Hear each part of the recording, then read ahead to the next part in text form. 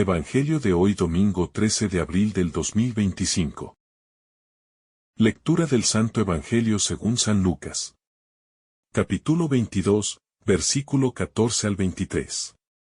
Cuando llegó la hora, se sentó a la mesa y los apóstoles con él y les dijo: Ardientemente he deseado comer esta Pascua con vosotros, antes de padecer. Porque os digo que ya no la volveré a comer, hasta que se cumpla en el reino de Dios. Y, tomando un cáliz, después de pronunciar la acción de gracias, dijo: Tomad esto, repartidlo entre vosotros. Porque os digo que no beberé desde ahora del fruto de la vida, hasta que venga el reino de Dios. Y, tomando pan, después de pronunciar la acción de gracias, lo partió y se lo dio diciendo: Esto es mi cuerpo, que se entrega por vosotros. Haced esto en memoria mía. Después de cenar, hizo lo mismo con el cáliz diciendo: Este cáliz es la nueva alianza en mi sangre, que es derramada por vosotros. Pero mirad, la mano del que me entrega está conmigo, en la mesa. Porque el Hijo del Hombre se va, según lo establecido. Pero ay de aquel hombre por quien es entregado. Ellos empezaron a preguntarse unos a otros sobre quién de ellos podía ser el que iba a hacer eso. Se produjo también un altercado a propósito de quién de ellos debía ser tenido como el mayor. Pero él les dijo: Los reyes de las naciones las dominan, y los que ejercen la autoridad se hacen llamar bienhechores. Vosotros no hagáis así, sino que el mayor entre vosotros se ha de hacer como el menor, y el que gobierna, como el que sirve. Porque ¿quién es más, el que está a la mesa o el que sirve? ¿Verdad que el que está a la mesa? Pues yo estoy en medio de vosotros como el que sirve. Vosotros sois los que habéis perseverado conmigo en mis pruebas. Y yo preparo para vosotros el reino como me lo preparó mi Padre a mí. De forma que comáis y bebáis a mi mesa en mi reino. Y os sentéis en tronos para juzgar a las 12 tribus de Israel. Simón, Simón, mira que Satanás os ha reclamado para cribaros como trigo. Pero yo he pedido por ti, para que tu fe no se apague. Y tú, cuando te hayas convertido, confirma a tus hermanos. Él le dijo: Señor, contigo estoy dispuesto a ir incluso a la cárcel y a la muerte. Pero él le dijo: Te digo, Pedro, que no cantará hoy el gallo antes de que 3 veces hayas negado conocerme. Y les dijo: Cuando os envié sin bolsa, ni alforja, ni sandalias, ¿os faltó algo? Dijeron: Nada. Jesús añadió: Pero ahora, el que tenga bolsa, que la lleve consigo, y lo mismo la alforja. Y el que no tenga espada, que venda su manto y compre una. Porque os digo que es necesario que se cumpla en mí lo que está escrito. Fue contado entre los pecadores. Pues lo que se refiere a mí toca a su fin. Ellos dijeron: Señor, aquí hay 2 espadas. Él les dijo: Basta. Salió y se encaminó, como de costumbre, al monte de los Olivos. Y lo siguieron los discípulos. Al llegar al sitio, les dijo: Orad, para no caer en tentación. Y se apartó de ellos como a un tiro de piedra y, arrodillado, oraba diciendo: Padre, si quieres, aparta de mí este cáliz. Pero que no se haga mi voluntad, sino la tuya. Y se le apareció un ángel del cielo, que lo confortaba. En medio de su angustia, oraba con más intensidad. Y le entró un sudor que caía hasta el suelo como si fueran gotas espesas de sangre. Y, levantándose de la oración, fue hacia sus discípulos. Los encontró dormidos por la tristeza, y les dijo: ¿Por qué dormís? Levantaos y orad, para no caer en tentación. Todavía estaba hablando, cuando apareció una turba. Iba a la cabeza el llamado Judas, uno de los 12. Y se acercó a besar a Jesús. Jesús le dijo: Judas, ¿con un beso entregas al Hijo del Hombre? Viendo los que estaban con él lo que iba a pasar, dijeron: Señor, ¿herimos con la espada? Y uno de ellos hirió al criado del sumo sacerdote y le cortó la oreja derecha. Jesús intervino diciendo: Dejadlo, basta. Y, tocándole la oreja, lo curó. Jesús dijo a los sumos sacerdotes y a los oficiales del templo, y a los ancianos que habían venido contra él: ¿Mas, habéis salido con espadas y palos como en busca de un bandido? Estando a diario en el templo con vosotros, no me prendisteis. Pero esta es vuestra hora y la del poder de las tinieblas. Después de prenderlo, se lo llevaron y lo hicieron entrar en casa del sumo sacerdote. Pedro lo seguía desde lejos. Ellos encendieron fuego en medio del patio. Se sentaron alrededor, y Pedro estaba sentado entre ellos.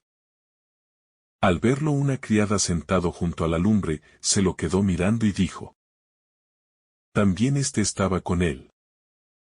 Pero él lo negó diciendo: No lo conozco, mujer. Poco después, lo vio otro y le dijo: Tú también eres uno de ellos. Pero Pedro replicó: Hombre, no lo soy.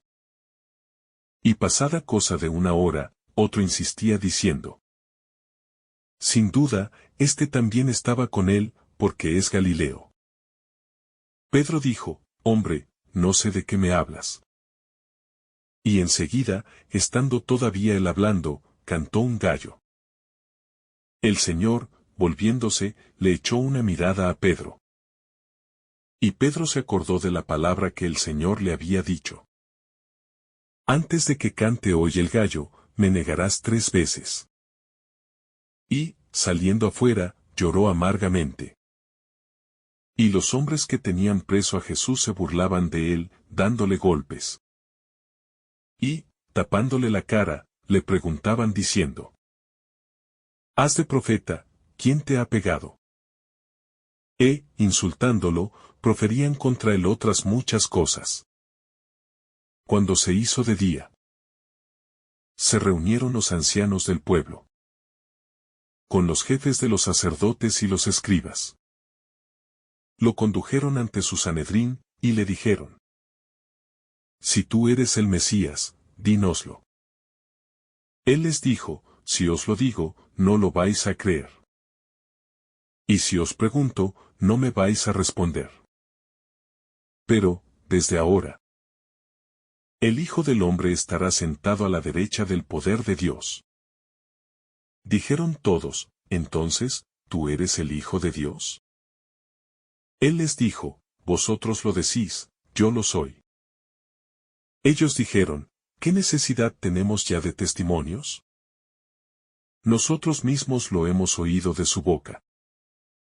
Y levantándose toda la asamblea, lo llevaron a presencia de Pilato.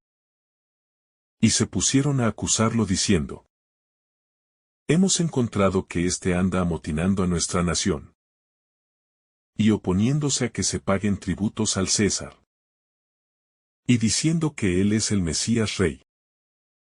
Pilato le preguntó: ¿Eres tú el rey de los judíos? Él le responde: Tú lo dices. Pilato dijo a los sumos sacerdotes y a la gente: No encuentro ninguna culpa en este hombre. Pero ellos insistían con más fuerza, diciendo: Solivianta al pueblo enseñando por toda Judea, desde que comenzó en Galilea hasta llegar aquí. Pilato, al oírlo, preguntó si el hombre era Galileo. Y, al enterarse de que era de la jurisdicción de Herodes, que estaba precisamente en Jerusalén por aquellos días, se lo remitió.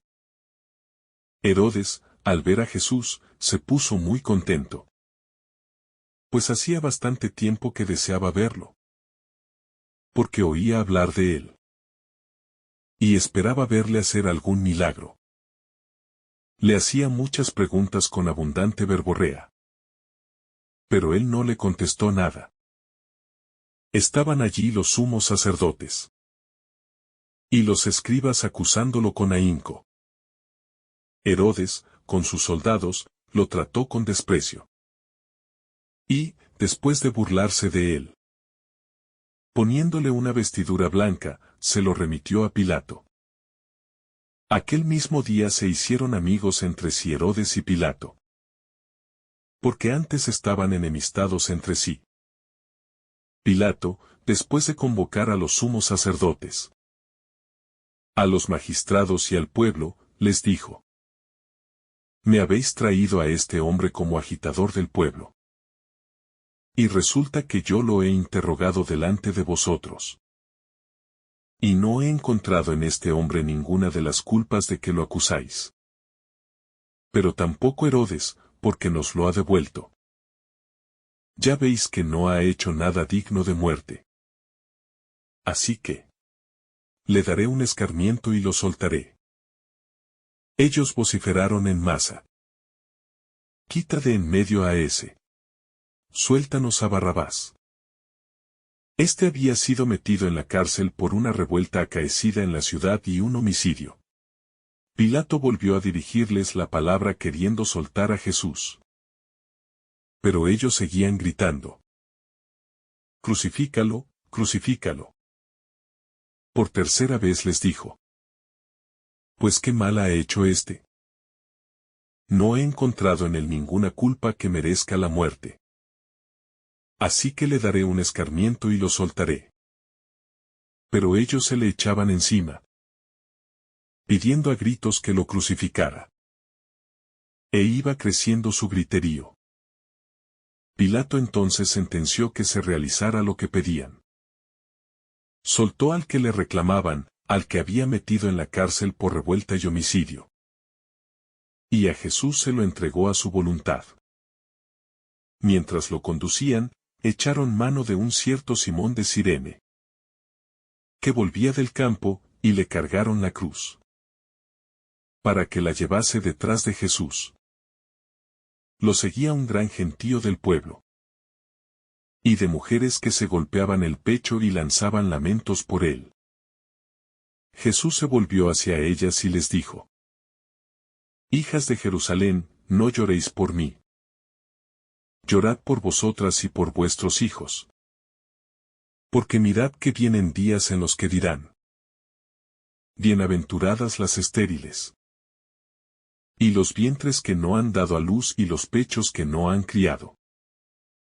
Entonces empezarán a decirles a los montes: Caed sobre nosotros, y a las colinas: Cubridnos, porque, si esto hacen con el leño verde, ¿qué harán con el seco? Conducían también a otros 2 malhechores para ajusticiarlos con él. Y cuando llegaron al lugar llamado La Calavera, lo crucificaron allí. A él y a los malhechores, uno a la derecha y otro a la izquierda. Jesús decía: Padre, perdónalos, porque no saben lo que hacen. Hicieron notes con sus ropas y los echaron a suerte. El pueblo estaba mirando. Pero los magistrados le hacían muecas diciendo: A otros ha salvado. Que se salve a sí mismo, si él es el Mesías de Dios, el elegido. Se burlaban de él también los soldados, que se acercaban y le ofrecían vinagre, diciendo: Si eres tú el rey de los judíos, sálvate a ti mismo. Había también por encima de él un letrero: Este es el rey de los judíos.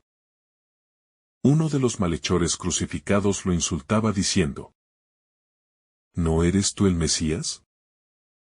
Sálvate a ti mismo y a nosotros. Pero el otro, respondiéndole e increpándolo, le decía. ¿Ni siquiera temes tú a Dios, estando en la misma condena? Nosotros, en verdad, lo estamos justamente. Porque recibimos el justo pago de lo que hicimos.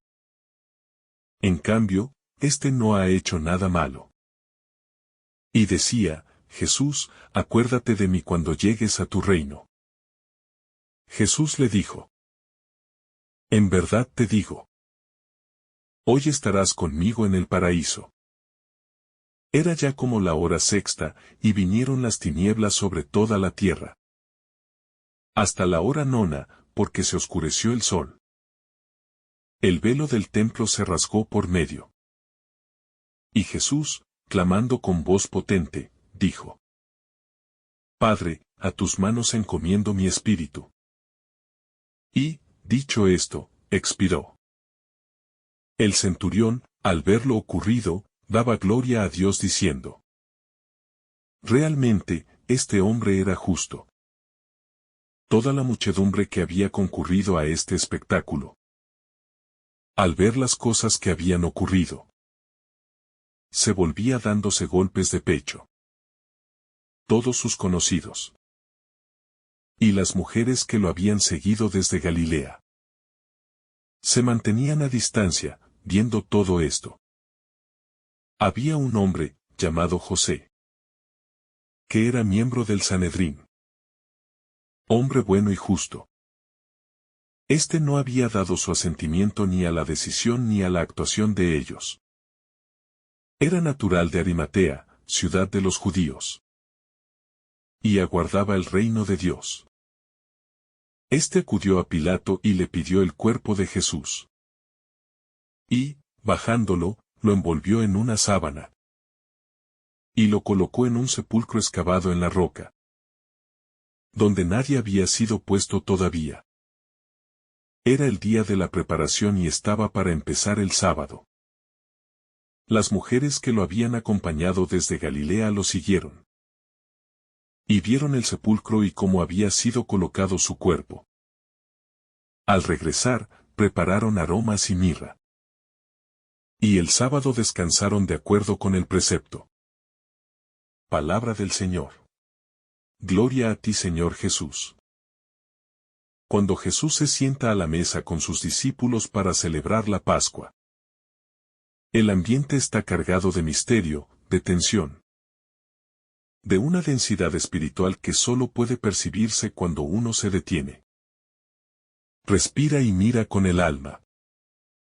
Él les dice que ha deseado ardientemente compartir esa comida con ellos antes de su pasión.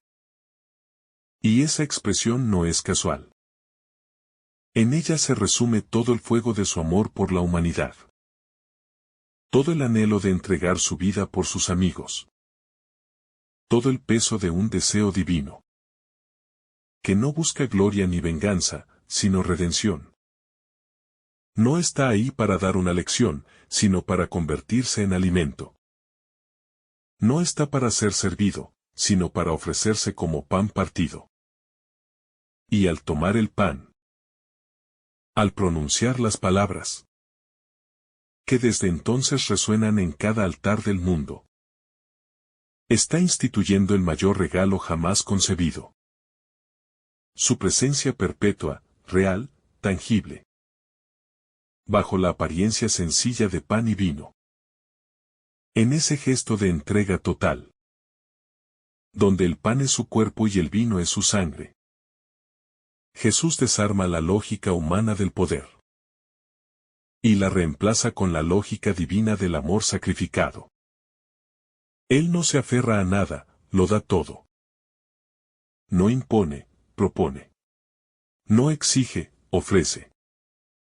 Y ese ofrecimiento, tan humilde, tan silencioso, tan incomprensible para el mundo, contiene la fuerza más grande del universo. La del amor que se inmola por quienes ama. En ese momento, el altar y la cruz se funden. La cena y el Calvario se unen en un solo acto eterno de oblación. Cada misa, cada Eucaristía. Actualiza esa hora sagrada donde el Cordero se deja matar para que el rebaño viva. Pero mientras Jesús vive ese momento con plena conciencia de su significado, los discípulos, como tantas veces, parecen no entender. Discuten entre ellos sobre quién es el más importante. Es casi absurdo, casi doloroso ver cómo, a escasos minutos de que el Maestro entregue su vida, los suyos pelean por posiciones, por honores, por poder. Y sin embargo, esa escena no es muy distinta de nuestras realidades actuales. Seguimos buscando los primeros puestos. Seguimos cayendo en la competencia, en la comparación, en el orgullo. Pero Jesús, con infinita paciencia, les dice que el mayor entre ellos debe ser como el menor, que el que gobierna debe ser como el que sirve. Y así, redefine para siempre la grandeza. No como dominio, sino como servicio. Pedro, impulsivo, sincero, lleno de entusiasmo pero aún débil en su fe, promete fidelidad absoluta. Asegura que está dispuesto a ir con Jesús a la cárcel ya la muerte. Pero Jesús, con ternura profunda, le revela que antes del canto del gallo lo negará 3 veces. Esa profecía no es una amenaza, sino una muestra de que Jesús conoce nuestras fragilidades, que sabe hasta dónde llega nuestra fuerza, que no se hace ilusiones sobre nosotros y aún así nos ama. Pedro, como nosotros, no es rechazado por su debilidad, sino llamado a una conversión más profunda. Porque solo el que ha caído y ha llorado amargamente puede llegar a amar con humildad y verdad. En el huerto de los olivos, la noche se vuelve densa. Jesús, invadido por el temor, ora intensamente. Su sudor se convierte en gotas de sangre. No es una imagen poética. Es una expresión del sufrimiento real. Da un peso espiritual insoportable que carga en su alma. En ese momento, vemos su humanidad en toda su plenitud. No es un superhombre indiferente al dolor. Es un Dios que ha asumido hasta el fondo la condición humana. Suplica al Padre que, si es posible, aparte de él ese cáliz.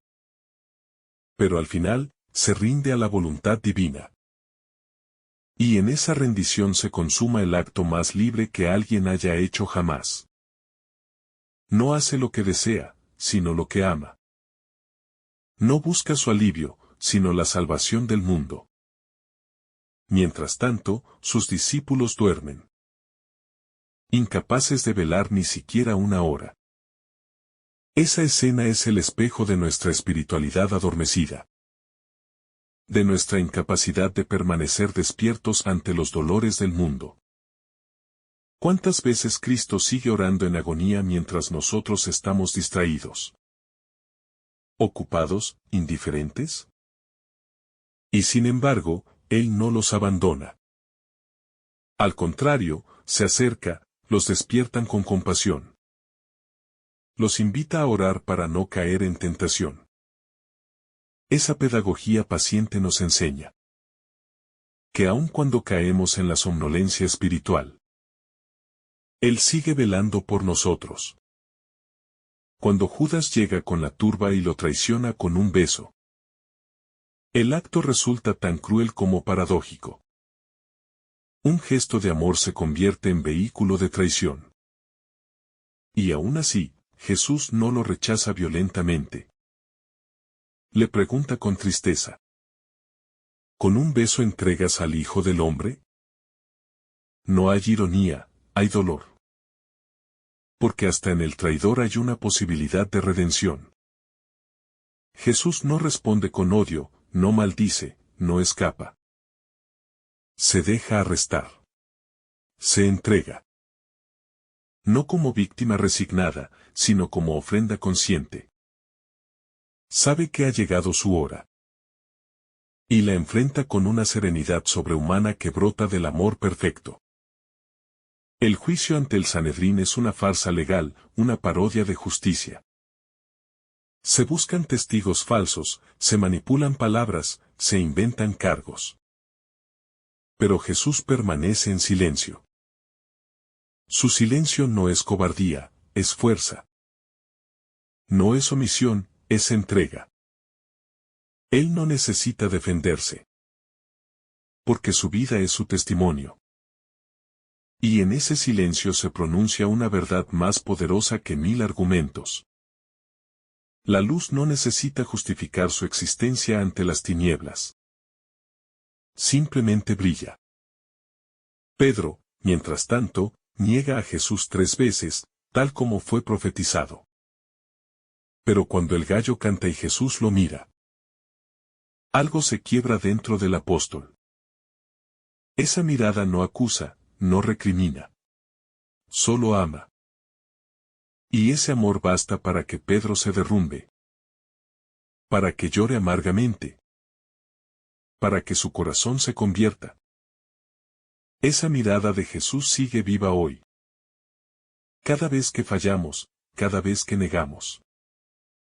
Cada vez que nos avergonzamos de nuestra fe, Él nos mira. Y si dejamos que esa mirada nos toque, también nosotros podemos llorar y volver. Jesús es llevado ante Pilato, luego ante Herodes, luego otra vez ante Pilato. Todos lo interrogan, todos lo manipulan. Todos quieren sacarse el problema de encima. Nadie asume responsabilidad. Todos prefieren mantenerse al margen. Pero en medio de ese vaivén humillante, Jesús permanece entero. No se doblega. No hay negociaciones. Y eso lo hace aún más libre. Porque quien vive la verdad no teme a los tribunales. Quien es luz, no necesita esconderse de los que prefieren la sombra.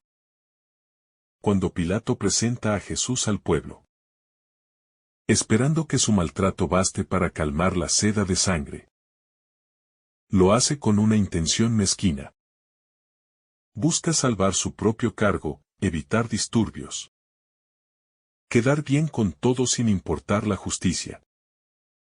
Pero el corazón humano, cuando se deja dominar por el miedo y la conveniencia, es capaz de condenar al inocente con tal de preservar la comodidad.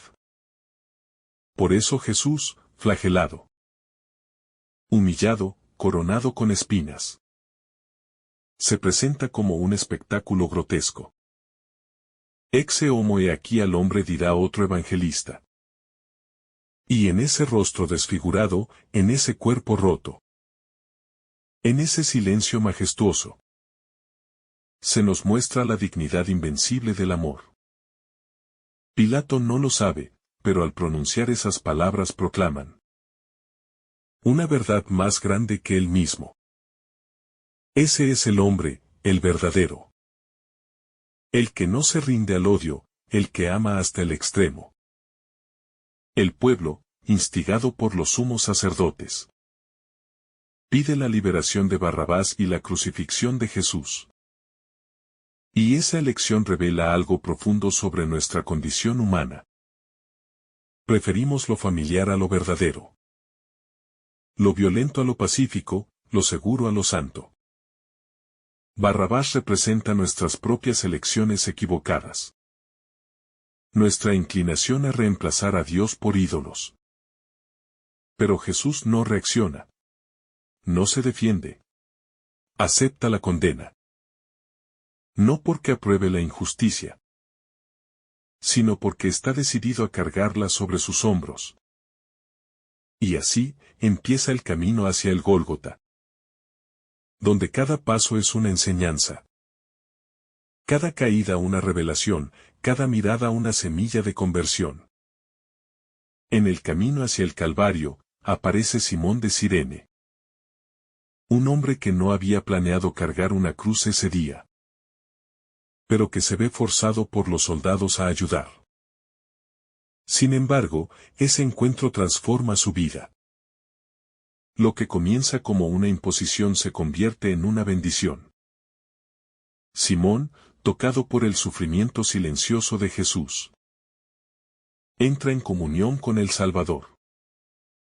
Y en él vemos a todos aquellos que, sin buscarlo, se ven llamados a cargar cruces ajenas. Los padres de hijos enfermos, los que cuidan ancianos, los que se sacrifican por amor.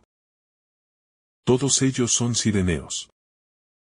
Y en cada uno de ellos, Cristo sigue siendo ayudado a caminar hacia la redención del mundo. Las mujeres de Jerusalén lloran por Jesús mientras lo ven pasar. Es un gesto humano, compasivo, sincero. Pero Él, incluso en su dolor, las invita a una compasión más profunda. No lloren por mí, sino por ustedes y por sus hijos. Es una advertencia amorosa. Porque el verdadero drama no es el sufrimiento de Cristo, que tiene sentido y propósito, sino el pecado del mundo que lo provoca. Jesús no rechaza sus lágrimas, pero las quiere transformar en conversión. Hoy también nos llama a no quedarnos en la emoción superficial, sino a entrar en un llanto que purifica, que sana, que transforma. Al llegar al Calvario, lo crucifican entre dos malhechores. El Rey de Reyes está colocado en medio de criminales. Como uno más, como uno cualquiera. Pero esa ubicación no es casual, es un signo. Jesús se pone entre los que han fallado. Entre los caídos, entre los rechazados. No se instala en un trono lejano, sino en medio del dolor humano.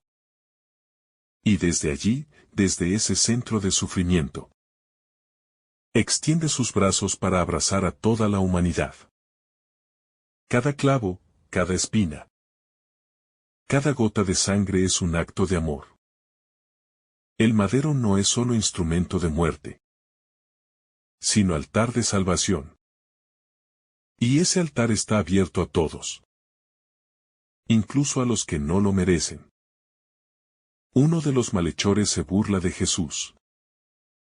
Lo desafía a salvarse a sí mismo y a ellos si es verdaderamente el Mesías. El otro, en cambio, lo defiende, reconoce su propia culpa y le dice: acuérdate de mí cuando estés en tu reino. Y Jesús, con infinita ternura, le responde: hoy estarás conmigo en el paraíso. Ese diálogo es una de las perlas más preciosas del Evangelio. Porque en él vemos que nunca es tarde para arrepentirse. Que incluso en el último aliento de vida, la gracia puede irrumpir como un relámpago de salvación. El ladrón arrepentido no hizo grandes obras. No rezó grandes oraciones, no llevó una vida ejemplar. Solo reconoció su culpa y confió. Y eso bastó. Jesús, colgado del madero, no maldice a sus verdugos, no insulta a sus enemigos. Al contrario, ora por ellos. Padre, perdónalos, porque no saben lo que hacen. Esa oración es el culmen del amor cristiano. No es un gesto débil. Es un acto de fortaleza espiritual inigualable. Porque perdonar no es olvidar el mal, sino vencerlo. Y Jesús, en el momento de mayor injusticia, rompe el ciclo del odio con una palabra de misericordia. Esa oración sigue resonando hoy. Cada vez que un cristiano perdona. Cada vez que alguien decide no devolver mal por mal. Cada vez que el amor se impone a la venganza. Las tinieblas cubren la tierra. El velo del templo se rasga. La creación entera parece extremarse ante la muerte del Creador. Pero Jesús, con voz fuerte, entrega su espíritu al Padre. No muere como un derrotado, sino como un rey que regresa a casa. No es una muerte robada, es una vida entregada. Y esa entrega voluntaria es lo que redime al mundo. En ese momento, el pecado queda vencido. La muerte pierde su aguijón, el infierno comienza a temblar. La cruz, instrumento de tortura, se convierte en estándar de victoria. Y el rostro de Dios, oculto durante siglos, se revela en el crucificado. El centurión romano, testigo de todo, exclama: verdaderamente, este hombre era justo. Es un pagano, un extranjero, un soldado. Pero su corazón se abre. Porque quien contempla de verdad la cruz, no puede salir igual. La escena es tan poderosa, tan llena de luz en medio de la oscuridad, que incluso el endurecido corazón de un militar romano se rinde ante la evidencia. Ese no era un condenado más. Era el Hijo de Dios. Y ese testimonio, pronunciado sin saberlo, se convierte en profecía. La cruz será el punto de partida de la conversión del mundo entero. Finalmente, el cuerpo de Jesús es bajado con ternura. José de Arimatea, hombre bueno y justo, se atreve a pedirlo, a darle sepultura digna. Las mujeres lo siguen, observan, preparan aromas, y esperan el sábado. Todo está en silencio. Pero ese silencio no es vacío. Cronómetro igual a 1300, es gestación. Es el intervalo entre el dolor y la gloria. Entre el viernes y el domingo, entre la muerte y la vida. Y en ese silencio, Dios obra en lo escondido. Porque todo lo que ha sido sembrado con lágrimas será cosechado con alegría. La cruz ha sido plantada en la tierra. Y muy pronto, dará el fruto que transformará la eternidad. Que el Señor te bendiga abundantemente en este día. En el nombre del Padre, del Hijo, y del Espíritu Santo. Amén. Si esta reflexión te ha gustado, recuerda dar like, dejarnos tu intención en los comentarios y activar la campana de notificaciones, para que todos los días recibas estos mensajes. Te saluda tu hermano Joe, deseándote un día lleno de bendiciones.